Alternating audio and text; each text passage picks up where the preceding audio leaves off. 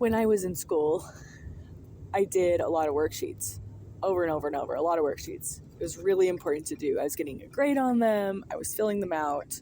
This was going to be impactful for my future. Okay, so worksheets can be impactful for your future. Because no, it's not like they're doing like the worksheet itself isn't doing anything in society. It's not doing anything for anybody else. It's just for you. It's for your knowledge. So I get the worksheet. I did the worksheet. I got the knowledge. It's for my future. Great. The grade just kind of indicates the amount of knowledge I was able to absorb. So you can kind of have a metric for like how much knowledge I'll have in my future, or that I currently have now, my trajectory for my future. I don't know. Just how much knowledge you're going to need to know what a square is later. Like it's just kind of to tell the teacher too, like, oh, this person needs more help on knowing what a square is. Who knows? But anyway, that's what the grade's for, is just a metric for what's inside of you. The worksheet's for you.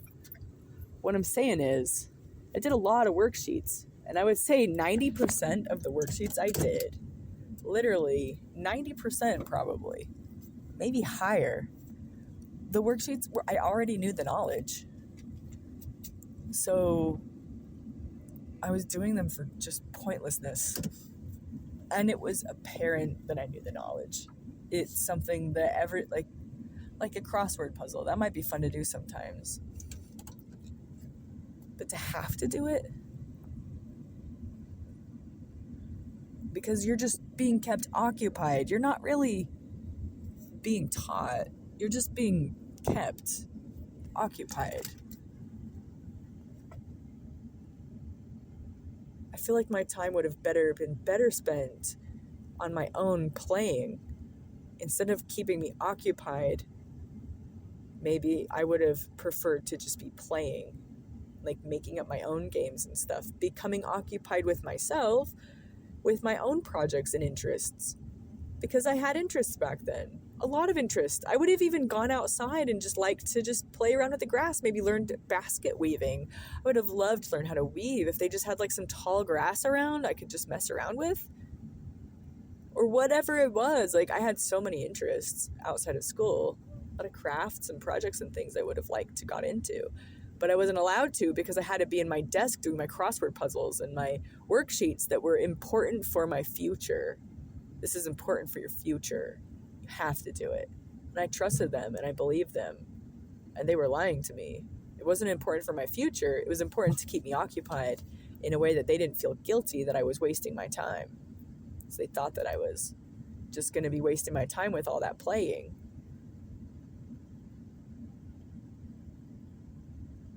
But that's how you learn about the world and stuff. So I don't think we need to be occupying the kids' time that much. I think it's okay to just let them play quite a bit of the day. You know, there's knowledge we want them to know. There's a very low bar set at the GED, the standard of high school education. There's like this very, very low bar that almost anyone could achieve in a couple of years if they really didn't put their mind to it at all on it that hard. If they just kind of focused on it a little bit, I'm pretty sure they could learn that in 2 years. And now if you really put your mind to it and you really focused on it, I think you got your GED in 6 months. Maybe a year. I don't know, but still, that seems crazy to think that you could waste your whole You could spend your whole childhood playing and getting into the interests you want, and maybe you have some minor pushing toward reading and math. You know how to read and you know how to do some basic math. It's going to get you a lot of places. And then when it's time, you really push and buckle down and get that GED when you're ready to move on with the education. Or maybe you do it when you're 12 because you just want to get it over with. There's going to be a lot of ways you do it. But I think something like the GED, some kind of little standard, like it's not a very high bar. They're not expecting you to get a 5 on the calculus A/B test or anything like that. But come on, like the GED, it's not hard. I think it's fractions. I think it's like the highest math is like fractions. You have to know how to do fractions. I know a lot of adults do not know how to do fractions. So when I say you have to know, I don't literally mean you have to know how to do fractions to get along in this world and survive. But come on, like, I feel like to have a good life, you have to know fractions. Like to have a happy life, I don't know. Because there's a lot of people who don't know fractions and have a perfectly happy life.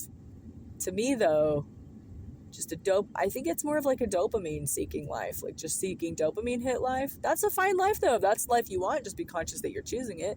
But you give your child a little bit of benefit if they have the option to choose something else. Because if all you know is dopamine chasing, then that's all you can do. You give them a little bit extra skill, so if they want to chase something like knowledge, they could, and they know where to start. So if you want to give your kids a little boost on the knowledge game, like, it's not that much to learn how to do fractions. I mean, you can get math manipulatives to help it make sense to you for like $10 on Amazon. Fraction cubes. You can get those. It's a Montessori math manipulative toy. You can just play with Montessori toys for a little while until you understand numbers a little bit.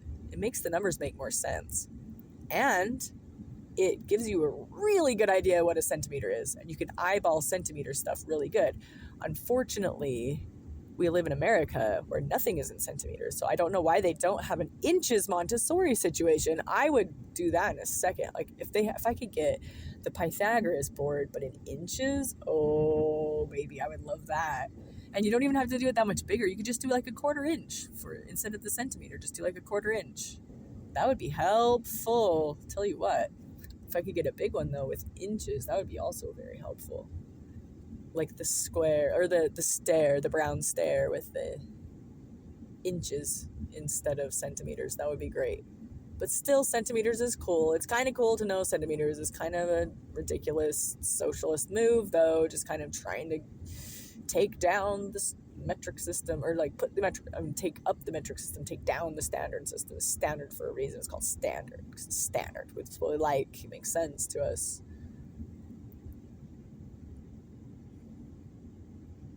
I don't think we're ever really going to go to the metric system, so I think we just need to deal with it and just do inches in Montessori. Like, that would be really great. I'm just going to maybe make my own inches Montessori. That would be really, really helpful. We just have to face the facts. We live in an inches world. Like, that's just the facts. This world makes sense to me in inches. It makes sense to most people in inches. Let's just do inches. I mean, we just do inches here.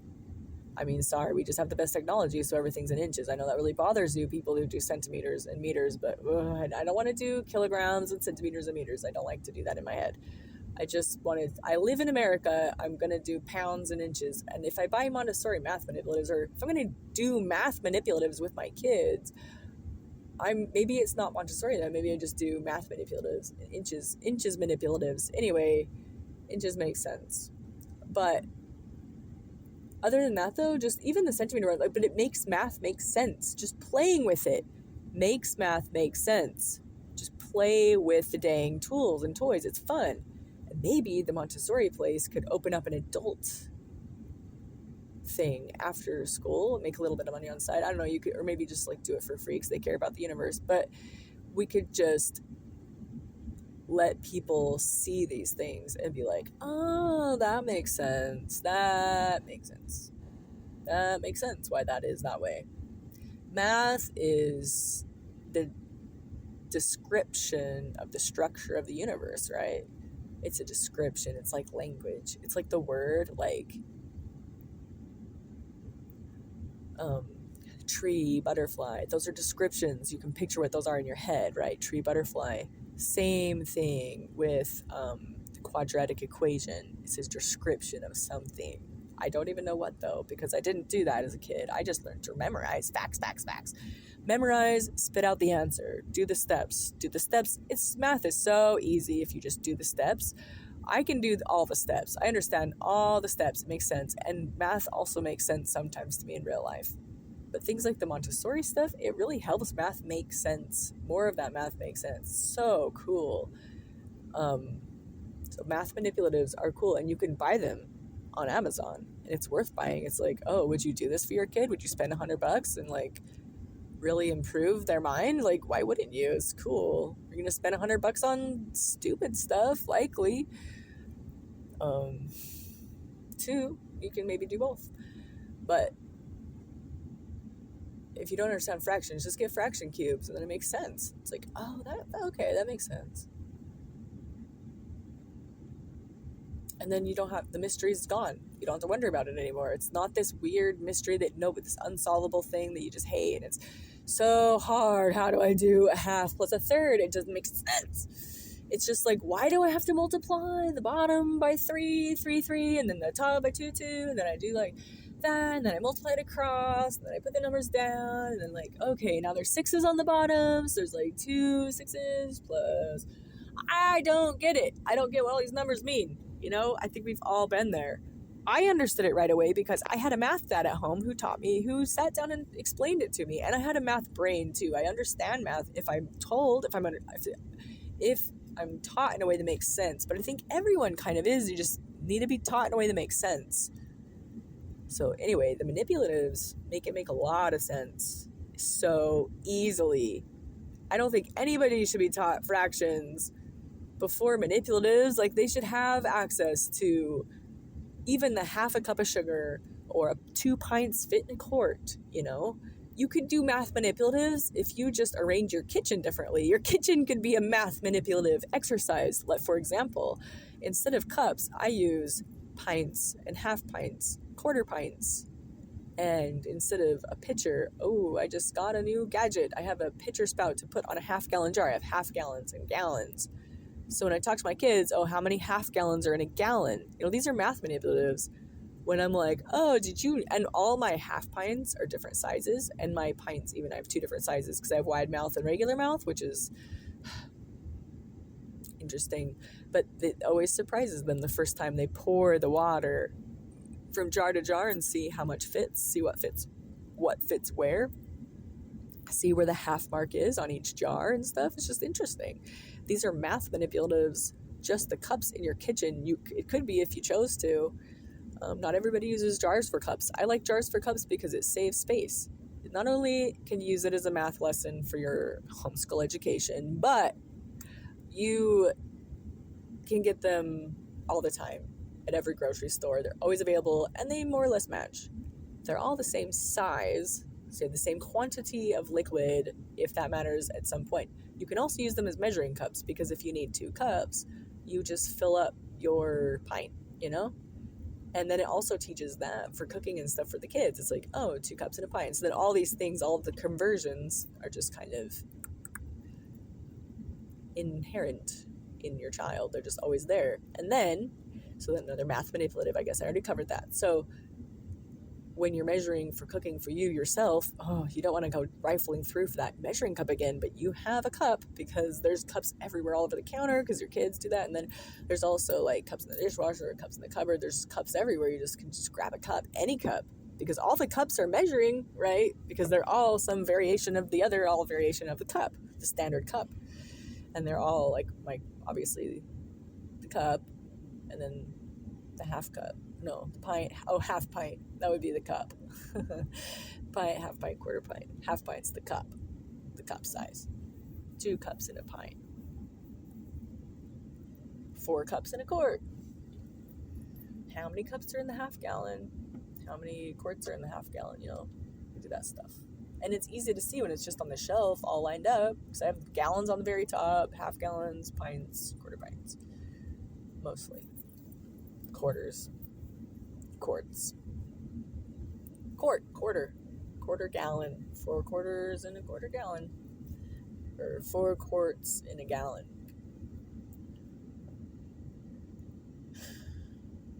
So anyway, save space too. But then also, you don't need Tupperware, because you just need a drawer full of lids, and it just magically all the lids match every Tupperware in your cupboard, and all your Tupperware is just in your cups drawer. So again, just like the measuring cup, you don't have to go rifling through for anything, because if you need to put some food away, it's just a cup. You just go grab a cup.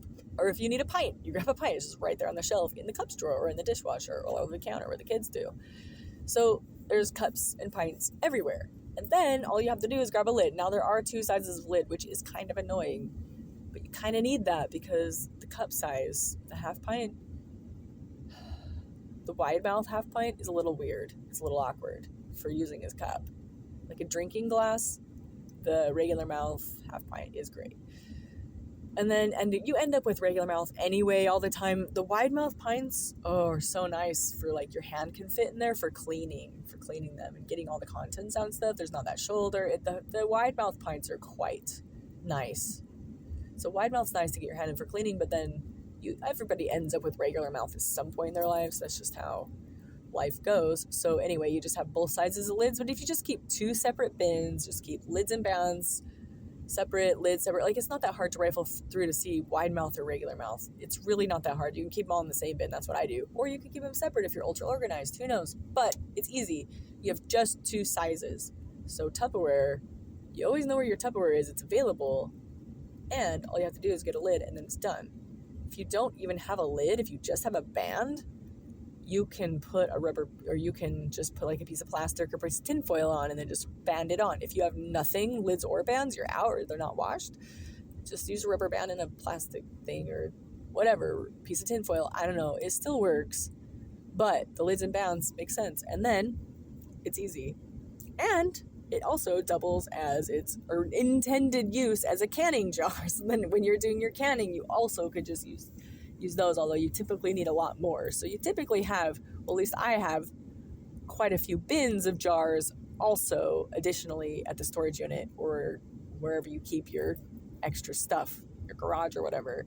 You'd have extra boxes because canning takes quite a bit and you still want to use your cups. So, I mean, for canning, it's not as multi-purpose, but if you're just canning a few quick leftovers, like say you have some leftover beans or whatever, you just want to quick can like 4 jars, well, you could just get those out of your cupboard, couldn't you? And then just can them up real quick and then you're done.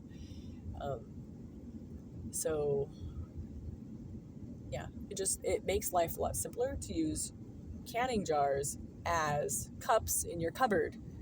Not only does it make sense, even if you're not homeschooling, it's really good for just your public school. Like your kids, every child should know about math. Like it's going to be good for everyone to just understand like 2 cups in a pint or how to do this. And like they're going to have to cook at some point or measure, it's really good to know these things anyway. It's a math manipulative right there in your kitchen. So it's good for your kids, good for your family, good for you, just easier to do like, because maybe you already know all that stuff, but it's just easy to do like your measuring and stuff. So you already know that. It's obvious like you would want to do that because like you're measuring. It's so easy. But then there's the style. So I get that. It's not everybody's aesthetic.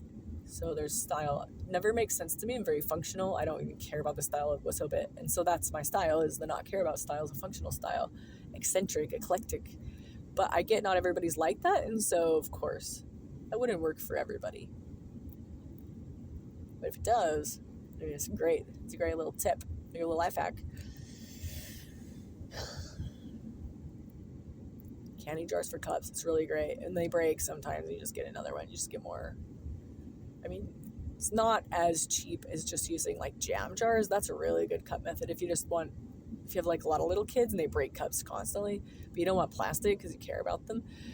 Well, only care about the BPAs and the microplastics. Microplastics is new, but like BP used to be the BPAs and stuff.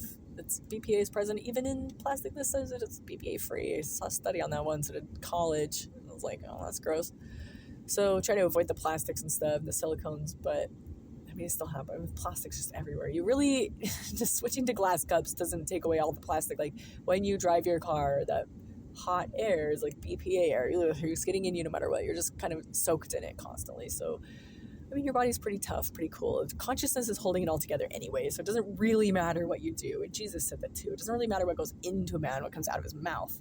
It's because what comes out of his mouth is what indicates what's on his heart, and the heart really holds the consciousness and everything all together. So, just if you care about yourself, you'd want to be impeccable anyway. But the BPAs, I still avoid them. I still like glass. I still think it's nice. It's just nicer. It's non-reactive. It doesn't get discolored or stained or like gross or scratched. It's just always nice. Glass is just nice. It's objectively nice. But if you have little kids, they break it. So just using like jam jars or, I don't know, my grandma used to give me these little jars. They were perfect handheld size for the kids. I think cream cheese comes in them or something. It's some kind of little jar, some kind of old person thing. Like there's a foil on the top. It's a glass jar you buy at the grocery store. Of course, because you're an old person, you don't have the heart to throw it away because it's a good usable jar, right? So then she'd save them for me and I would take them and use them for my kids. And they were really great jars. Really, really great for the kids.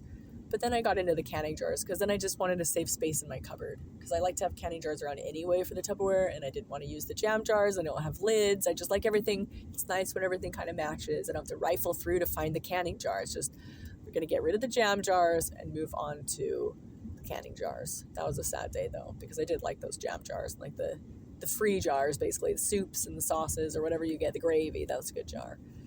Some jars you can still use as canning jars. I still save those. And that's why you get regular mouth too. Because sometimes your jam jars you get at the grocery store at regular mouth, but they still work with the mason jar lids. You keep them around. Or like the mayonnaise jars, the old style. Anyway. So yeah. The basic level proficiency probably should be the GED or something similar. And you can teach that stuff easily, I think, with manipulatives. And maybe there could be some after-school programs at the Montessori school to teach manipulatives. We could share the manipulatives. They're kind of expensive. But you could have like a co-op or something, some place. People just have a lot of manipulatives. You could just like share them and use them and just make everybody better in society. Everybody can come up a little bit to understand math a little bit more. Because math does legitimately make your life a little bit better. Everybody's life. Even if you're going for the dopamine hits, just knowing math still improves your life. So you get better dopamine hits if you know a little math. Probably. I'm going to go out on a limb and say yes. I think that's true in my life, but that's not something I'm like 100% sure right now on. But I think it sounds right. You get better dopamine. That's another reason people go for the knowledge too. I think that dopamine is better, but how would the dopamine get better? Maybe there's something more to life than dopamine hits. Perhaps there's something else. Perhaps it's not just a machine going for dopamine, you know. It's possible the atheists are not right. Did you think about that? Did you think then they also don't know? They're just guessing. They're just depressed. They're like, it's probably nothing. It's probably nothing. Of course it's nothing. Of course it would be nothing. Of course. Life sucks. But they could be wrong.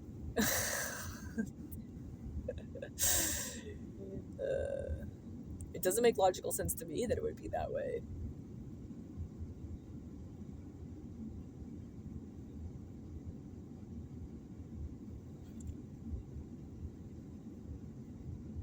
Be real. Be real. This is real life. Yeah, did you ever stop to think about what real life really is? Did you ever have that little pondering? Did you ever have that epiphany where it just slaps you in the face? I am. Oh my gosh. I exist. What the crap is that? What the crap is this? What's going on here? What does this all mean? It just becomes real to you all of a sudden, and it's so real it feels unreal. It feels like you're living in a dream. All of a sudden you feel like you're in a dream. You're like, oh my gosh. What is this? And it kind of freaks you out a little bit. You snap back to reality. Get back to the reality. You can't be thinking about this stuff.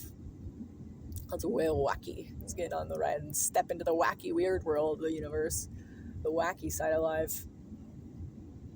We don't want to be doing that. Get back to normal stuff, right? That normal stuff we all love. We love that normal slog. Those normal slog it the rest of my life. I want to stay in that normal slog and then complain that it's a normal slog. But still, I like complaining.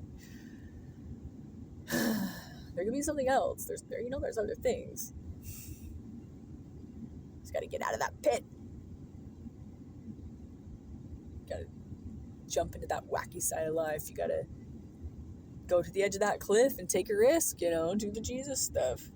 And go down that roller coaster, ride that, see how it made it. It works. It's usually good, and you feel better. Once you do something real wacky, like really love your enemies, do something crazy, it feels cool. It's like, oh my gosh, and I got away with it. I'm still alive. I loved that enemy, and I've lived, and I got out of it. It was fine, and everything was okay. I told the truth, and it was okay. We all lived. We survived, and it was better than I thought it would be. That's how the Jesus stuff is usually. Sometimes you don't, though. It's a risk. Life is risky. You're not going to prevent death. You might as well stop trying. Stop trying so hard. And take some risks. Otherwise, what's it all for? What are you doing? Is it really what you want to be doing? Don't you want to just take a risk? Would it be worth the risk? Well, most risks are worth taking. If you feel compelled to do it, you should try it. Life is risky from the moment you're conceived. Even coming down that fallopian tube, you can implant in the wrong place. It's a risk you take. As a sovereign individual, especially as an adult,